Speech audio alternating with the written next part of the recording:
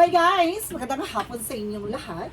I am Chirigas Masagra Channel, a faith healer, also a reader. So ngayong hapon na to, tingnan natin ano kayo sabihin ng ating mga gabay. So, itong reading na to ay para kay Bato de la Rosa. No, hagilapin natin at tuklasin natin maaaring masagap natin sa energy niya. Dahil naganap at nangyari ang reading natin, so tingnan natin at bungkalin natin maaaring mahagilap natin sa energy niya. No, ano ba yung maaaring masagap natin, nahagilap natin, no, yung mga bagay na maaaring maganap, no, mangyari sa kanya, no, tuklasin natin yan. And of course guys, ito ay pawang gabay lamang, no, pwede mangyari, pwede hindi mangyari, gabay lamang po ito, no, upang magbigay ng informasyon na makatulong, no, sa kanya, at the same time, no, para makaiwas siya sa mga hindi ka aya-aya magaganap, di ba, ganun. And of course, don't forget to like and subscribe my channel, and hirap ko siya for more videos update. Maraming salamat sa mga walang sawang pag-support sa aking channel, lalo-lalo na ang dinig-skip ng ads sa way pagpalain kayo ng Diyos at may kapalsik siklig nag-uumapaw na biyayang manubalik sa inyo. Let's see. What is the messages, advices ng ating spirit para kay Bato de la Rosa? Let's see and watch this. Angels, let's give an information pa.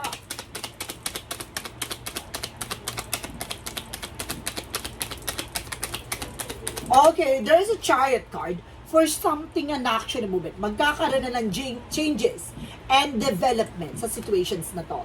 There's something a target intention. Di ba nakita mo, there's something an arrow. So what is the target intention? So meron ditong intention, no, at maaaring magkaroon na ng changes and development. What is the additional messages? Let's see. And there's a seven, so with the sneakiness, there is something backstab. So, meron dito maaaring nagsisinungaling or maaaring nagsinungaling sa kanya. So, meron talaga dito maaaring parang hindi sinadya na maaaring naganap dito. No, and if there's something in Six of Pentacles, there's something giving and receiving something by the universe. Na meron daw about dito sa binigay, natanggap. No, meron daw about dun sa abutan. Let's see what is additional messages. No? And there's a Queen of Cups. No? There's emotional inside it. Or there's something dramatically actress. Ibig sabihin ito, it's something, parang may kaugnayan to. No? Sa isang babaeng magaling magdrama. No? Magaling magpaikot ng eksena. And there's a Queen of Wands. So there's something, a Knight of Wands for slow and steady. No, kailangan niya maging kalmado, nagiging aggressive siya. So, yun yung magbagay na maaaring magsukol sa eksena sa kanya para mahuli siya sa sariling bibig. Ay, just being aware. So, let's see. What is the additional messages tayo? And there's a moon, a revelation. May mga bagay na marireveal. Ay, pasabog. May revelasyon na maaaring mabungkal dito, guys. And there's a Six of Swords. There's a double clarification with the transition. Oh my God, nakita niyo yan? Natutuloy ako sa hagdanan. Nakita niyo yung hagdanan na yan? No? And there's something as swords na parang meron ditong babaklas at maaaring, kumbaga, umalis sa eksena sa kanya. No? Parang malalaman na, no, ano ba talaga yung intention, bakit siya nandiyan sa situations na yon. O merong bagay na maaaring magkaroon ng changes and development sa situation na to. Kaya sinasabi ko lagi, there's a twist. No, what is the Seven of Swords? Now, the Seven of Swords represent really, there's a kingman, di ba, naipit, na-stuck, diba, there's an abandonment.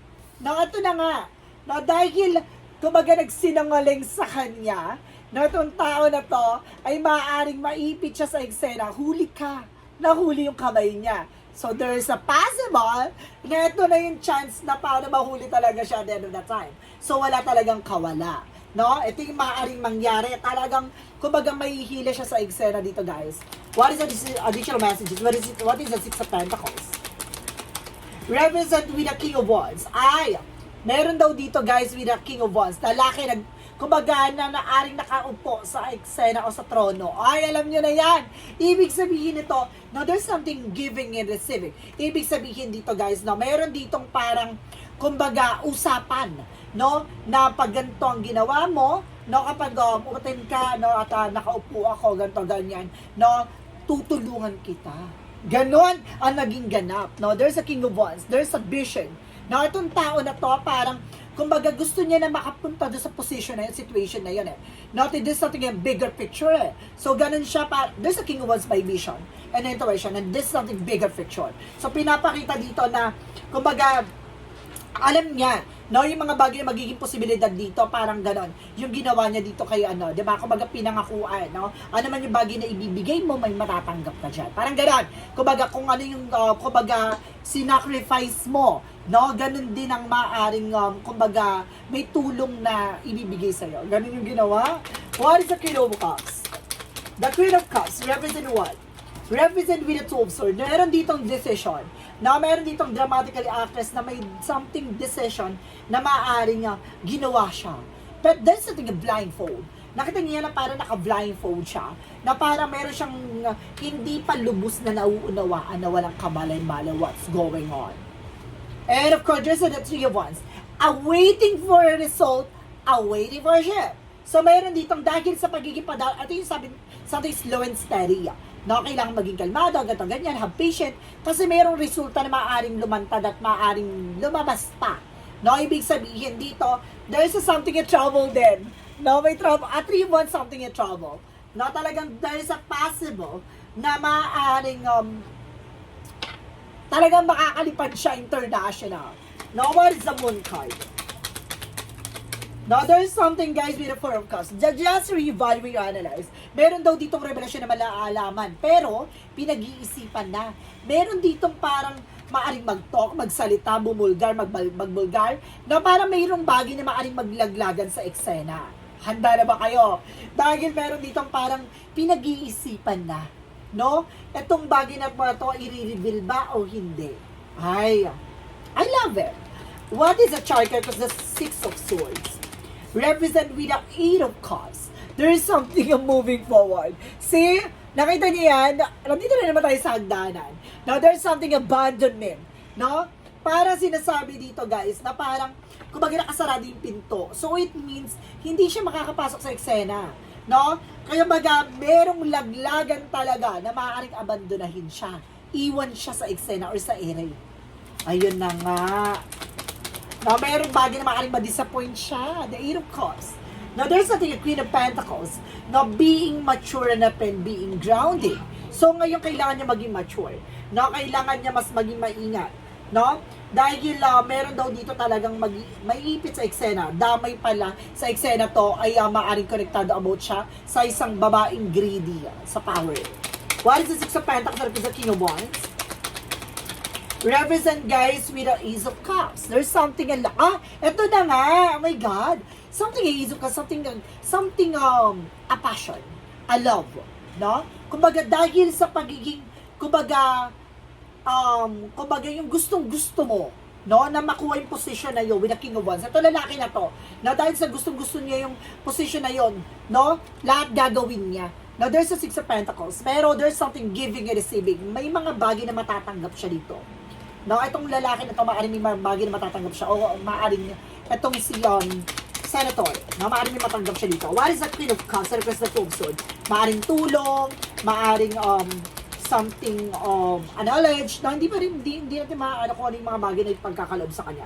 And there's something a King of Cups. Ay, meron daw ditong babae at lalaki na very devoted. No?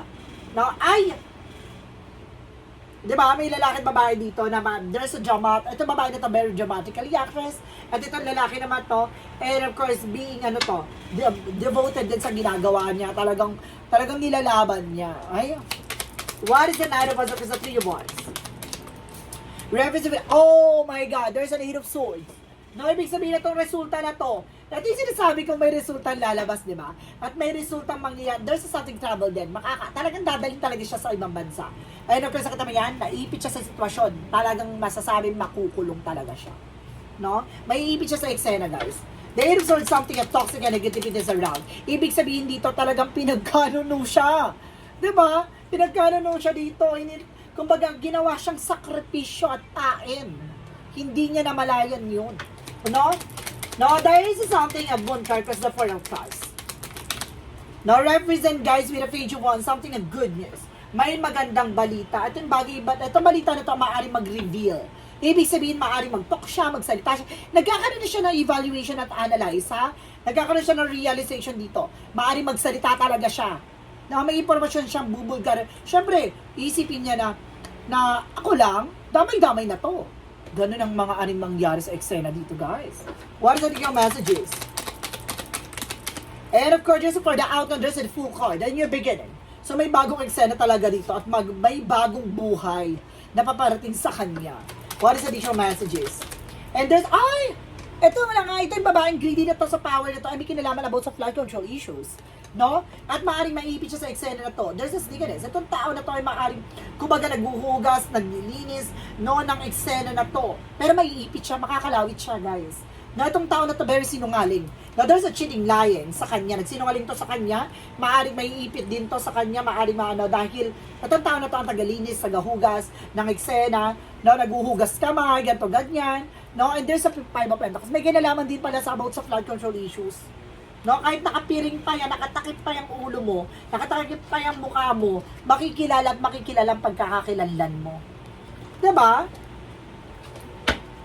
Nangihingi ng awa. Ay, ano yun, guys? What is the Six of Pentacles? Sa request sa King of Wands, sa request sa Ace of Cups. Represent with the Four of Pentacles, saving and protecting. So, meron dito para pinoproteksyonan. No, at iniingatan. No, it's either a power, situation, territory, position. No, meron ditong kumbaga gusto niyang makuha itong posisyon na to. At pag-iingatan niya na ito. No, there's a Knight of Cups. Ito, there's something, an offer. No, may nag-offer din, meron dito nag-offer na mag-asawa sa kanya. No, pero nagkakaroon siya ng indecision. And there's a Four of Swords. No, there's something in intuition and offering. So, yun na nga, nararamdaman niya na kaya pala kinakabahan na siya. No? Dahil maaari talagang makulot, maipit siya dito. Possible, swak talaga siya sa banga. Now, what is the additional message for the outcome? Let's see, there's a strength can be confidence. So, meron dito maglalakas loob. Maglalakas loob siya. So, maglalakas loob siyang gawin itong bagay na to once na siya, no, dalhin siya sa ibang bansa or anything. Bago mangyari yon, magtutok na siya, magsasalita na siya. No? Naglalakas siya ng loob dito, maglalaglag talaga siya. So, let's see, additional messages tayo. Ano pa maaaring mahagilap, masilip natin sa energy niya? Gusto ko malaman na naman yung mga bagay na konektado. Bakit siya lumabas sa lungga niya?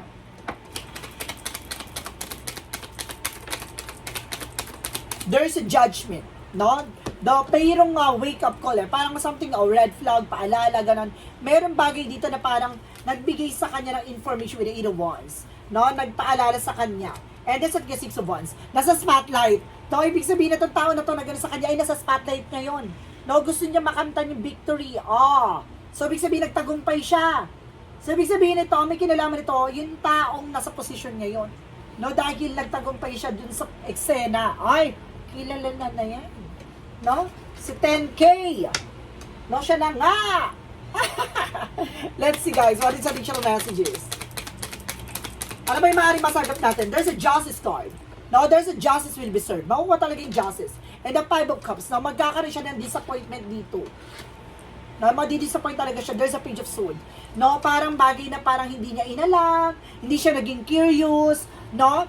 Kumbaga, naging siya padalos-dalos, gano'n. No, ano magiging outcome niya, no? Sa eksena niya. Ano yung magiging eksena niya with sa mga susunod na hinaharap, no? Ano yung maaaring mangyari? There's a Three of Swords. Masasaktan siya lagi siya, madi-disappoint siya. Nakita niyo yan? Sinaksak siya, diba? Parang naramdaman niya yung yung parang, kasi parang, di ba, saksak na nakita mo yan, parang sinaksak yung puso dito. Na parang, kumbaga, hindi naman niya magagawa ng malayuan Ibig sabihin malapitan. Ibig sabihin dito, yung taong tatlong kumontak sa kanya, yung taong naglaglag sa kanya at nag-ipit sa kanya, at sinakripisyo talaga siya. And there's an FS card, no? Para magkaroon ng panibagong eksena. Now, there's something renew. No, meron daw dito parang gusto ma-renew eksena, gano'n.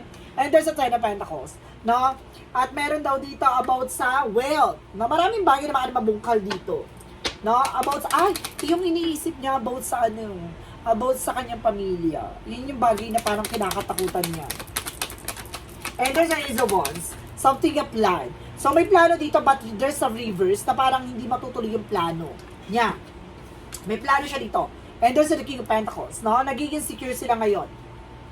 No, kumbaga meron silang plano pero sinisecure muna nila sa ngayon. And there's a Star card in reverse. No, kumbaga walang pag-asa. The Star card something healing, recovery. No, something hope. No, but this something a reverse. No, walang pag-asa. No, parang kumbaga na panghihinaan ng eksena. For the outcome, there's a Four of Wands.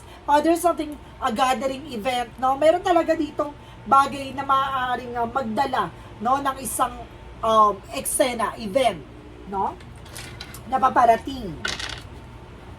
A celebration. What is a shadow work represent what? Ay, ang ganda, no? Kapana-panabik talaga, guys. No, what is a shadow work represent what? Gusto niyo malaman, guys? I-reading din natin yung isa ba yun? Yung si Lauren Legarda, diba? I-reading natin din siya, guys. Kasi siya yung akala, diba? Parang nagbago ng isip, diba? No, kaya parang punta sa black member, ganun. So, alamin natin yan. And there's something, guys, with a wooden healer. So, ito yung sugat na maaring gustong humilong. No? Kumbaga may purpose yung lahat ng bagay na yon. So, there's a part of the light. Now, there's a good and bad thing. So, kumbaga lahat ng bagay na ito, it's more anigalin. So, matagal na itong sugat na to. So, ito na yung panahon para humilom na. What is a part of the light? Baka matagal na itong hinihintay na itong eksena na to. There is a return to the heart. So, meron ditong parang, kumbaga, bumalik, no, kung ano man yung bagay talagang gusto niya. No, ay, syempre, diba, parang, kumbaga, ay, sino ba talaga yung gusto mo? Ano ba talaga yung gusto mo? So, yan, ibibigay sa'yo. Binalik ka doon. Parang ito yung hiniling mo eh. No, parang ito yung bagay na winish mo, no? At tinupad lang. No? Tinupad lang siya agad-agad. Ito na nga yun. No, baka yung sinabi niya kasi na kung sakaling na it's been honor na makasama niya raw ang former president. Ayun na, sasama niya talaga siya. No? What is a clarifying for that situation? And then embrace solitude. Reflect deeply for survival. Keep your mind open and answer reveal lesson in the quiet introspection. So, meron ditong bagay na talagang kailangan niya matutunan. Kailangan niya namin natanggapin yun. Embrace, no? Kailangan niyang buksan, no, ang kanyang mga kamay, no, na para tanggapin yung bagay na maaaring mangyari dito. Pero maraming bagay na marireveal bago yun. No? There's a what lies between the future. Hindi siya, no, kumbaga meron bagay na parang natutunan niya, no? Sa eksena na to. Na maaaring magpatahimik sa eksena niya, maaaring kumbaga mayroong bagay about sa katahimikan na parang uusigin siya doon na kailangan niya to sabihin ito ganyan para matahimik siya para nasa ganun na parang magkaroon siya ng peace of mind. What is the what lies between the future? Red lipstick stains. Na meron daw dito about sa kumbaga bakas, marka, no? Meron daw dito about sa isang marka, isang bakas. Ay, there's a destroy. Masisira talaga siya. Ito na nga, guys. Diba? Masisira talaga. One more card, please. From what lies. One more card. No, talagang sinira siya dito, guys. Or masisira talaga. Or talagang sira siya dito sa eksena na to. And there's, ay! Ayan o, ay! Oh, alam nyo na. Diba? Oh, yan na. Oh. Oh, di ba? Pasabog, di ba? Oh, mayroon talagang pulis. Di ba? Uhulihin talaga siya. Baka meron ditong international na maaaring pumunta dito na para kunin siya. No, ganon. Or maaaring iso-surrender na siya. Ooh, spicy. I love it. So guys, this is something special pasilip na para kay Bato de la Rosa. So once again, ito ay pawang gabay lamang upang masipin yung mga bagay na posibleng mangyari sa hinahanap. Ito ay gabay lamang ha, gabay nga ni ha. No? Pwede mangyari, pwede hindi mangyari, ito ay pawang gabay lamang. No? And of course, don't forget to like and subscribe my channel. And hihirap ko siya pa for more videos update. Maraming salamat po sa mga walang sawang pagsuporta sa aking channel, lalo-lalo nang dirigi-skip ng ads. So, pagpalain kayo ng Diyos at Mega Part 66 nag-uumako ni Biyayang Manang Bait. So, maraming salamat. See you in the next video. Bye-bye. And bye-bye.